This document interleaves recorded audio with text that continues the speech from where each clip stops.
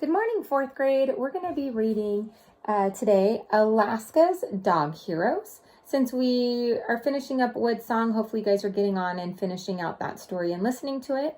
We're going to talk about some true stories of remarkable canines. Some are with Iditarod. Some these dogs that race in Iditarod did some amazing things that went above just racing in the Iditarod.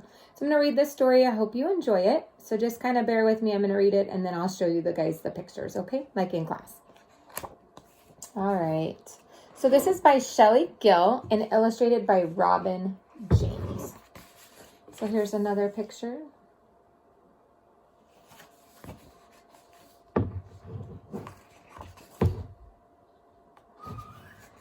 All right. So the first dog we're going to read about is Balto. So I know you guys have heard about Balto. And so I'm going to read about what he did. Balto, an Alaskan Husky mix, born in 1919, became one of the most famous dogs in the world. In winters, Balto helped draw heavy freight sleds. In summers, he pulled the Pupmobile, a wheeled wagon that was used on the rail tracks around Nome. He was just another working dog. But in the winter of 1925, the city of Nome was threatened by a deadly outbreak of diphtheria. The only medicine that could stop the epidemic was in Anchorage, more than 1,000 miles away. The serum was wrapped in furs to keep it from freezing and shipped on a train as far as Nenana. After that, mushers and their dogs line up along the route to transport the serum from Nenana to Nome, 674 miles, across some of the toughest and coldest terrains on Earth. Each driver handed off the serum to the next, like a relay race.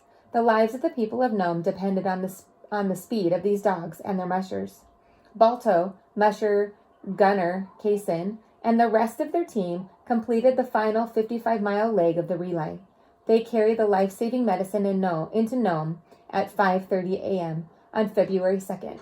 When the town awoke, Balto and Kaysen were given a hero's welcome. Kaysen said he couldn't have done it without Balto. The dog led his team safely through the night despite a blizzard that made it nearly impossible to see. A bronze statue of Balto still stands in New York City's Central Park. The inscription reads, "Endurance, fidelity, and intelligence." And at the bottom of this picture here, because that's the statue that, let's see if I can get closer, that's in New York. It says, "In Alaskan Territory days, anywhere there were railroad tracks, there were also pupmobiles, wagons pulled by dog power. They traveled on train tracks laid during the gold rush." All right, so that was Balto. Again, here's this picture. All right, the next hero dog is Togo. I'll show you a picture of Togo. All right, Togo was a small black, brown, and gray Siberian Husky. He was named after a Japanese admiral. Togo belonged to the fastest musher in Alaska, Leonhard Seppala, known as the King of the Trail. Like Balto, Togo is famous for his role in the 1925 serum run that saved Nome from diphtheria. But Togo was Seppala's best leader. 20 different dog teams carried the serum across Alaska, but none as far as Togo's. Together, Togo and the rest of Seppala's dogs raced up the coast of Norton Sound on a dangerous shortcut. To save time, they risked crossing a stretch of unreliable sea ice that could have broken loose and floated out to sea. They covered 300 miles fighting blown-out trails and 60 below zero temperatures. Seppala and Togo said Togo was the best dog to ever travel the Alaskan Trail. In addition to the life-saving Great Race of Mercy to Nome, Togo led Seppala's team into 3 consecutive Alaska Sweepstakes championships. Today, Togo's stuffed remains are on display at the Iditarod Trail headquarters in Wallacil, Alaska. And so there's Togo.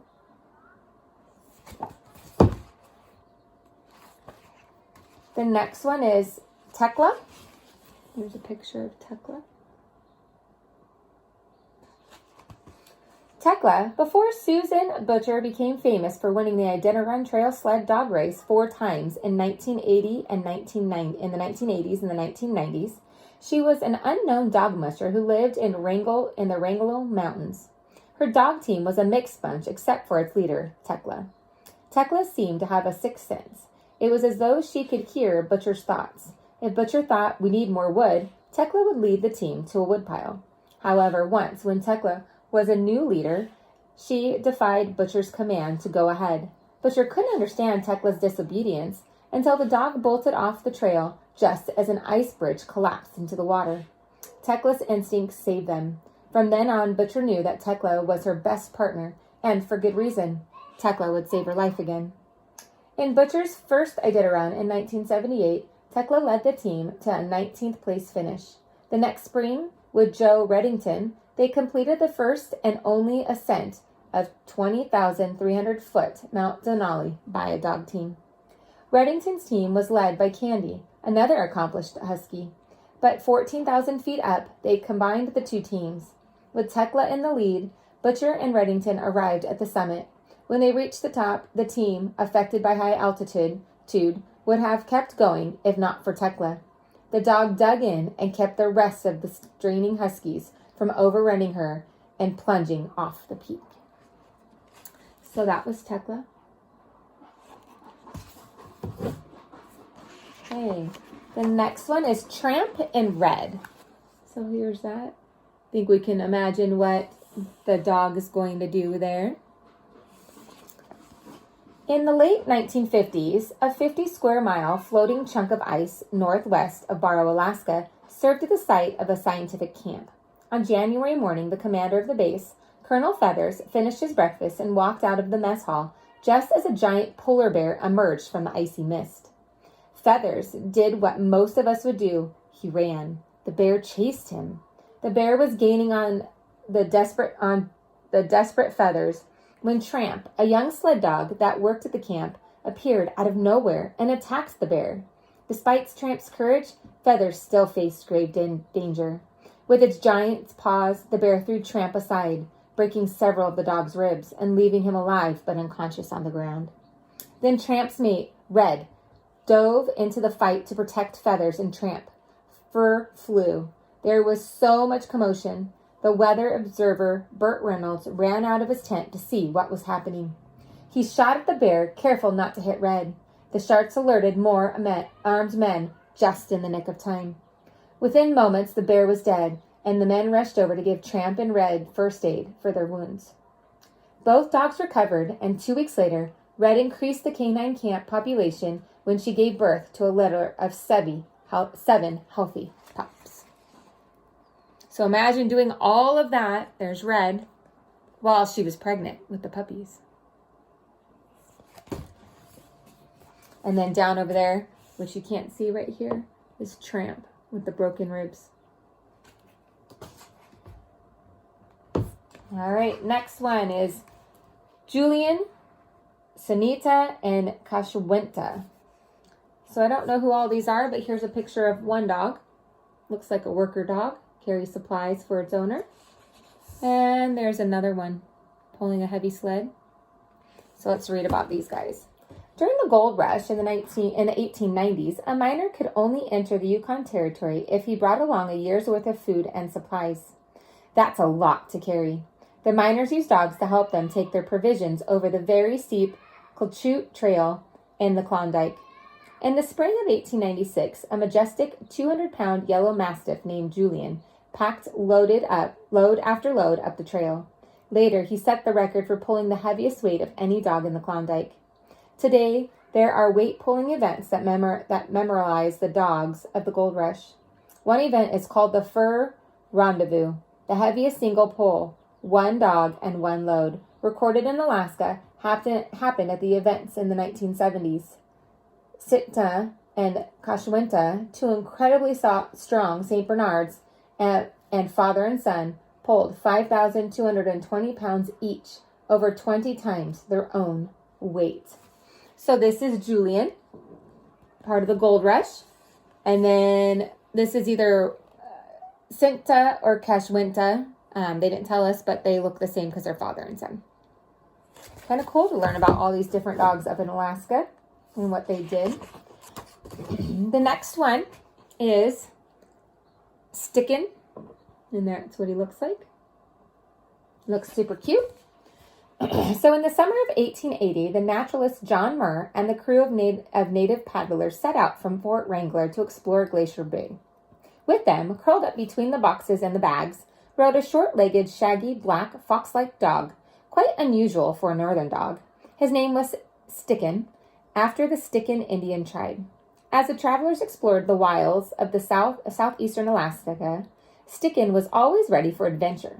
The small dog never seemed to mind breaking a trail, enduring storms, rain, and snow, or even encountering giant brown bears along the shores of Glacier Bay. One evening, Muir and Stickin were trying to get back to the camp after exploring a vast glacier when a terrible storm arose. As they rushed in the direction of the camp, they came upon a huge crevice. Crevice is a crack in the ground. There was only a thin bridge of ice deep below, where the two could cross. Muir carved descending steps into the ice to reach the bridge, then climbed across the dangerous opening, but Stickin refused to cross. Normally a quite dignified animal, he howled his fear into the night. Muir begged the little dog to come to him. After much encouragement, Stickin finally leaped down the icy stairs and skidded across the icy bridge. Then he clambered up the other side of the crevice towards Muir's outstretched hand. Muir had never seen such happiness in an animal.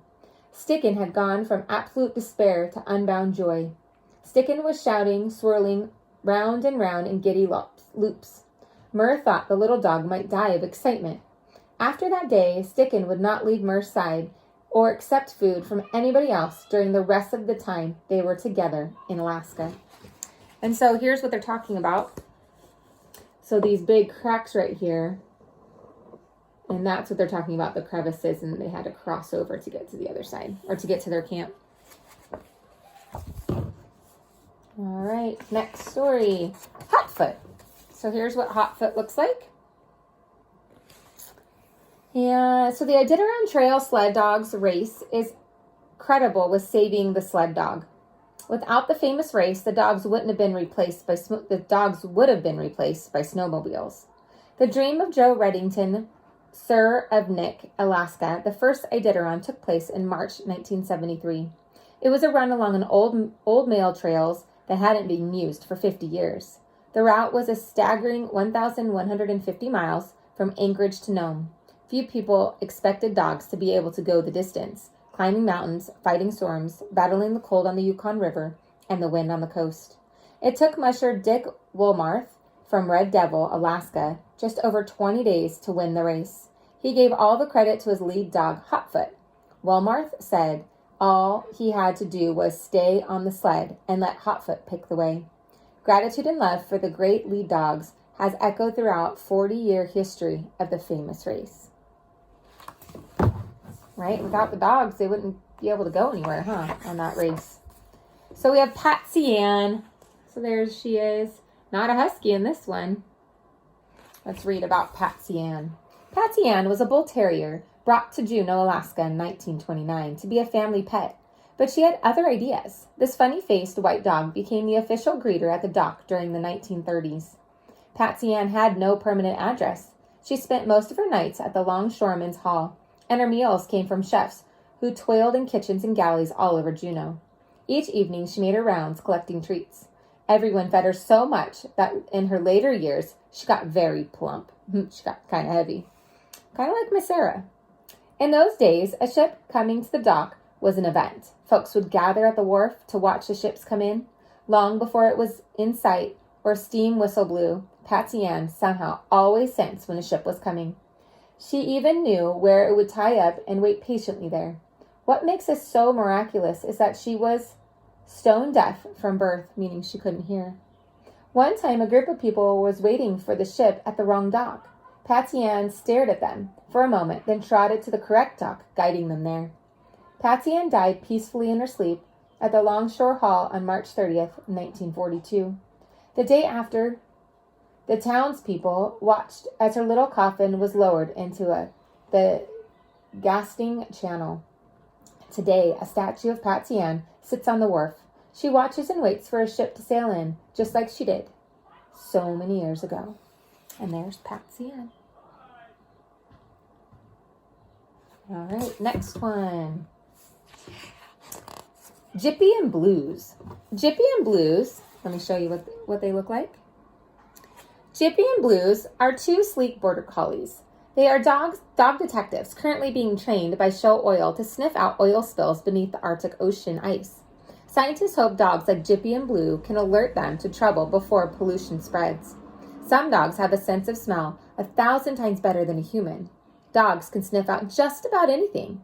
They can smell cancer before doctors can detect it. Dogs can help find avalanche victims and lost kids across Alaska.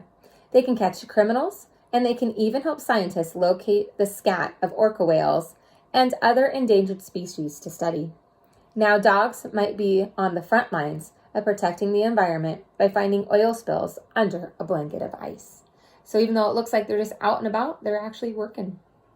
That's kind of cool that they can sniff out those.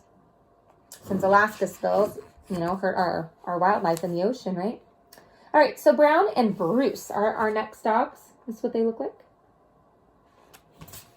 Sometimes only a small footnote in history is left to celebrate heroes.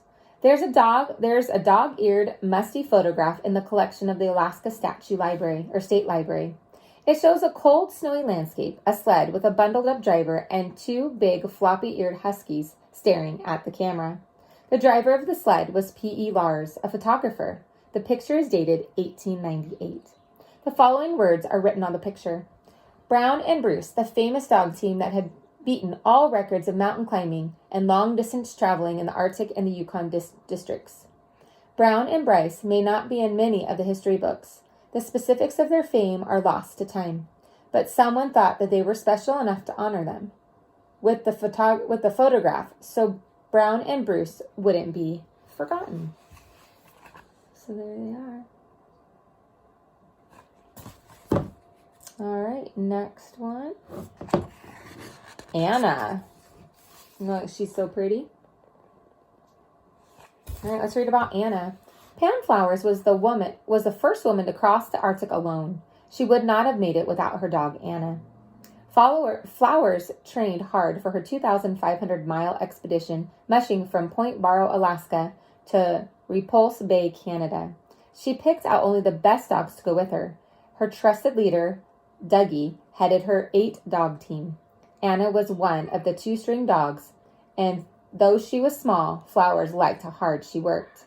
Anna made up for her size with attitude and determination. Week after week, Flowers and her dogs traveled over ice ridges, skirting crevices and open water. The trip took its toll on the team. Food started to run short, and then her leader, Dougie, disappeared. When Flowers finally found him, he was exhausted. He couldn't lead the team anymore. From then on, it was up to Anna. Cross deadly shifting ice through storms. With her head down and her tail tucked, Anna led. It was Anna who, digging deep, finally pulled the team safely into Repulse Bay on January 9th, 1994. More than a year after they had began their historic journey. So a year they were out on the ice running from Alaska to Canada. That's a long time to be out there in those conditions. That's remarkable. Buddy. Our next one is about Buddy. I don't know what's happening here, but let's read about Buddy. Buddy, in April 2010, the Alaska State Troopers presented a specifically engraved dog bowl and a big rawhide bone to Buddy, a courageous and smart German Shepherd. Buddy and his owner, Ben, were in the family workshop when a spark ignited some nearby gasoline. Ben's clothes caught fire and his face got burned. After the man and his dog escaped the burning building, Ben yelled to Buddy, "We need to get help." Buddy took off running through the woods.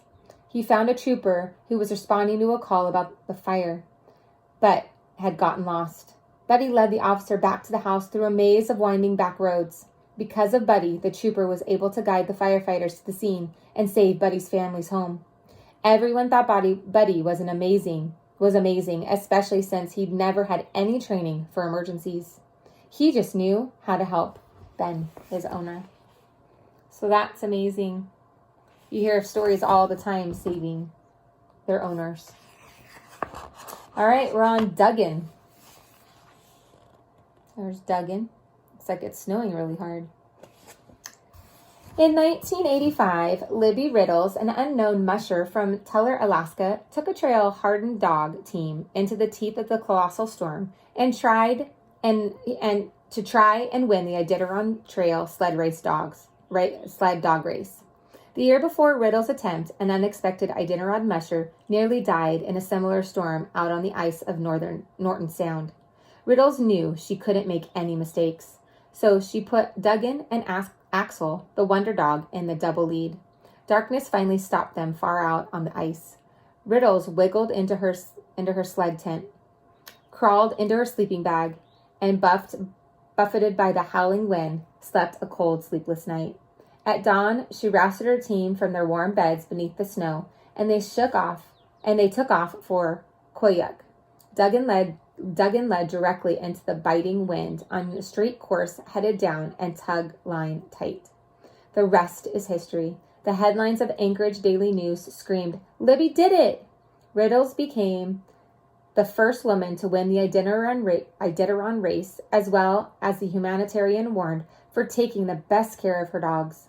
Duggan and the other leader's sister won the Golden Harness Award.